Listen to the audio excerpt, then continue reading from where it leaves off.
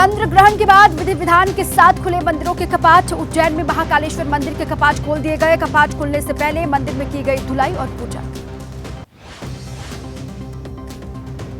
चंद्र ग्रहण शुरू होने से पहले बंद कर दिए गए थे देश भर के मंदिरों के कपाट। चंद्र ग्रहण के बाद विधि विधान और पूजा पाठ के बाद शुरू हुए दर्शन। रात 11:31 से शुरू हुआ था साल का आखिरी चंद्र ग्रहण। भारत में 1:05 पर दिखा। सुबह करीब 2:30 बजे खत्म हुआ।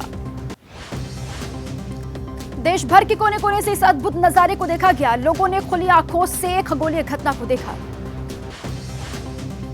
हमास के कब्जे में करीब 229 बंधकों को छुड़ाने के अभियान के तहत मुंबई में छोड़े गए 229 गुब्बारे। केरल में फिलिस्तीन के समर्थन में एक रैली निकाली गई। हमास के नेता खालिद मशाल ने वर्चुअली संबोधित किया। हमास के कई बड़े नेताओं को भी दिया गया था संबोधित करने का न्योता। बीजेपी प्रवक्ता अनिल के एंटनी ने विपक्ष पर निशाना साधा। एक्स पर लिखा, कट्टरपंथी आंदोलन INDI गठबंधन के सहयोगी दलों के अनियंत्रित समर्थन का नतीजा। हमास नेता के संबोधन पर शिवसेना उद्धव गुट के नेता आनंद दुबे ने कहा, हमास का कोई समर्थन नहीं कर सकता। केंद्र सरकार की जांच एजेंसियां कहां सोई हुई हैं। CPIM नेता सीताराम येचुरी का बयान, गाजा में जो हो रहा है वो मानवता के खिलाफ है। संयुक्त राष्ट्र में मामला ले जाकर 2 देश बनाना ही इसका समाधान। फिलिस्तीन मामले में एनसीपी नेता शरद पवार ने सरकार को घेरा। कहा, मुद्दे पर मोदी सरकार में पूरी तरीके से कंफ्यूजन है। पहले किसी भी सरकार में ऐसी नहीं थी स्थिति। शरद पवार का बड़ा बयान, पहले पीएम ने इजरायल का समर्थन किया। विरोध हुआ तो भारतीय विदेश मंत्रालय ने बदला रुख। फिलिस्तीन के समर्थन में दिया बयान। UNGA में गाजा में मानवीय संघर्ष विराम का प्रस्ताव हुआ था पास। मतदान के दौरान भारत रहा एब्सेंट। पवार ने कहा कि ऐसे हमलों का भारत ने कभी समर्थन किया ही नहीं था। प्रधानमंत्री नरेंद्र मोदी आज करेंगे मन की बात। सुबह 11 बजे आकाशवाणी पर मन की बात कार्यक्रम का होगा प्रसारण। कर्नाटक के सीएम सिद्धरमैया का बयान, प्रदेश में सूखे से 33,000 करोड़ का नुकसान हुआ। राहत के तौर पर केंद्र से मांगे 17,910 करोड़, पर अब तक नहीं मिला जवाब। एसपी सांसद ST हसन राम मंदिर उद्घाटन पर बयान देते नजर आए। कहा कि पीएम मोदी एक संवैधानिक पद पर उन्हें राम मंदिर का उद्घाटन करने नहीं जाना चाहिए, उनकी गरिमा के खिलाफ। कोलकाता में शांति निकेतन की बिना टैगोर के नाम वाली पट्टिका पर ममता को ऐतराज। केंद्र से हटाने की अपील की। विश्व धरोहर में शामिल है शांति निकेतन।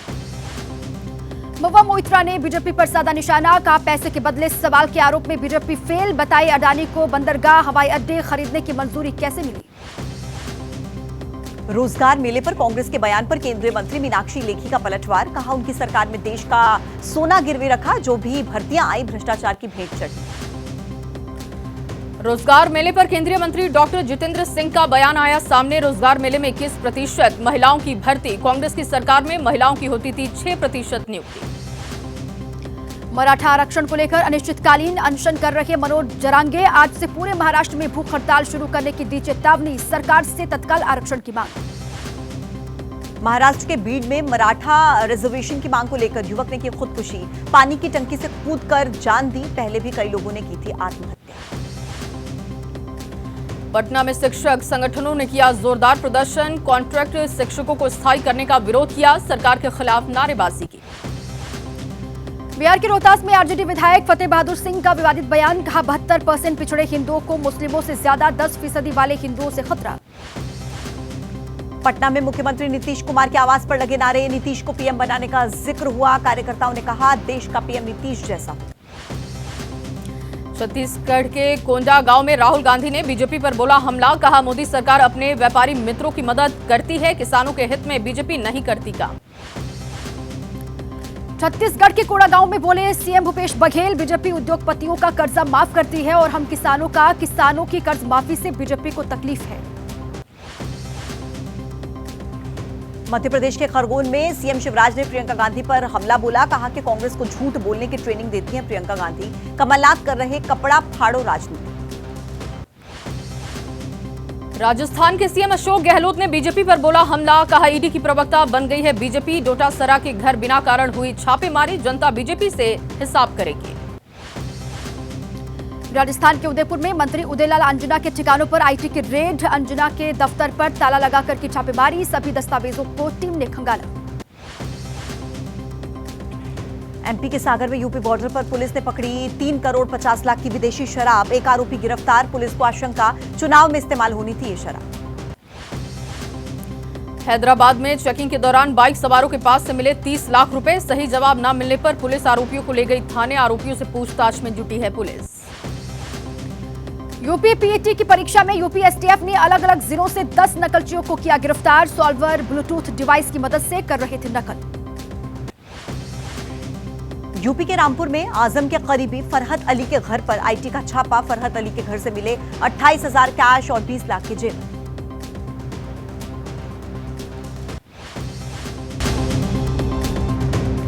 आज लखनऊ के कान्हा स्टेडियम में भारत और इंग्लैंड के बीच होगा मैच। इंग्लैंड के सामने सेमीफाइनल में पहुंचने की चुनौती है। दोपहर 2 बजे से खेला जाएगा मुकाबला।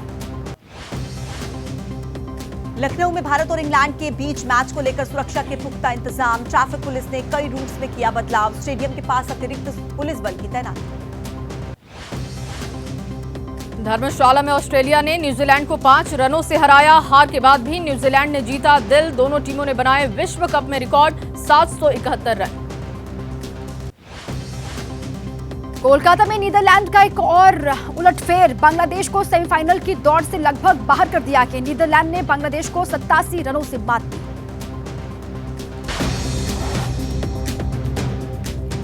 प्रधानमंत्री नरेंद्र मोदी आज करेंगे मन की बात। सुबह 11 बजे आकाशवाणी पर होगा प्रसारण। बीजेपी अध्यक्ष जेपी नड्डा के छत्तीसगढ़ दौरे का आज दूसरा दिन। 2 जनसभा और 3 रोड शो में होंगे शामिल। रायपुर में बोले नड्डा, छत्तीसगढ़ में बीजेपी की वापसी का किया दावा।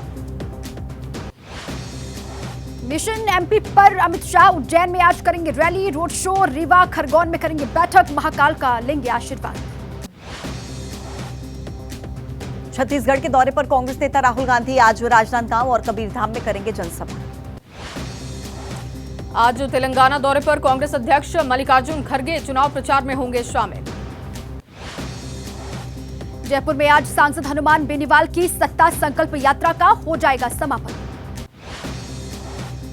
राजस्थान के सीएम अशोक गहलोत ने बीजेपी पर बोला हमला। कहा कि ईडी की प्रवक्ता बन गई है बीजेपी। राजस्थान के उदयपुर में मंत्री उदयलाल अंजाना के ठिकानों पर आईटी की रेड, दस्तावेजों की जांच की गई। छत्तीसगढ़ के बिलासपुर में कड़ा मुकाबला। जनसंपर्क में जुटी कांग्रेस और बीजेपी। छत्तीसगढ़ के कोंडागांव में बोले सीएम भूपेश बघेल। कहा बीजेपी उद्योगपतियों का कर्जा माफ करती। छत्तीसगढ़ के कोंडागांव में राहुल ने बीजेपी को बताया किसान विरोधी। कहा मोदी सरकार अपने मित्रों की मदद करती है। नरोत्तम मिश्रा ने कांग्रेस पर बोला हमला। कहा कांग्रेस हिंदुओं को जातियों में विभाजित करना चाहती है। राजस्थान में दल बदलने का सिलसिला जारी। चंद्रशेखर वैद, नंदलाल पूनिया और ज्योति खंडेलवाल ने बीजेपी का दामन थामा। एमपी के खरगोन में गरजे सीएम शिवराज। प्रियंका को बताया झूठ की ट्रेनिंग सेंटर।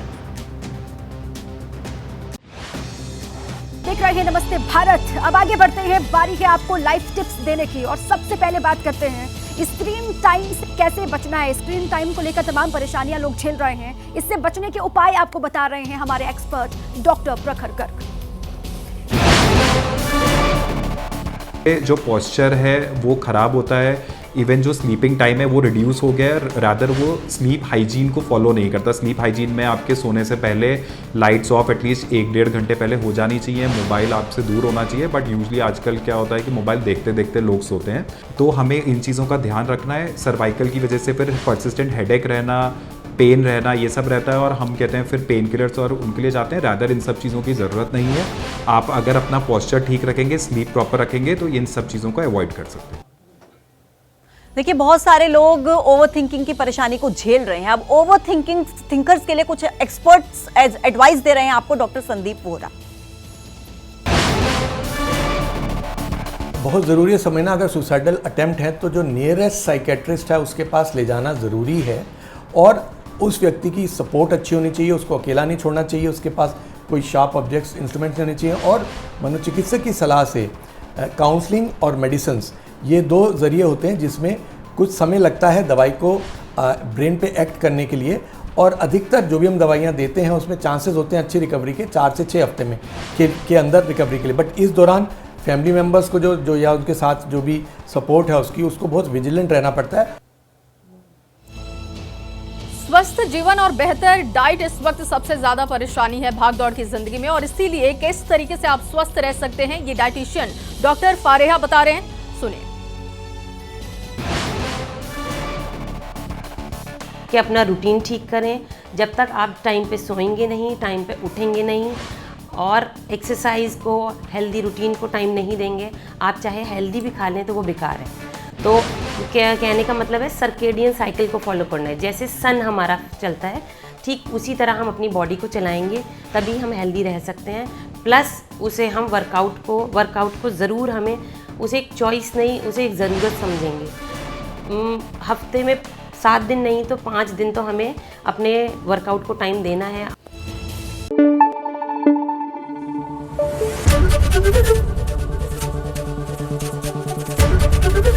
ABP न्यूज़ आपको रखे आगे।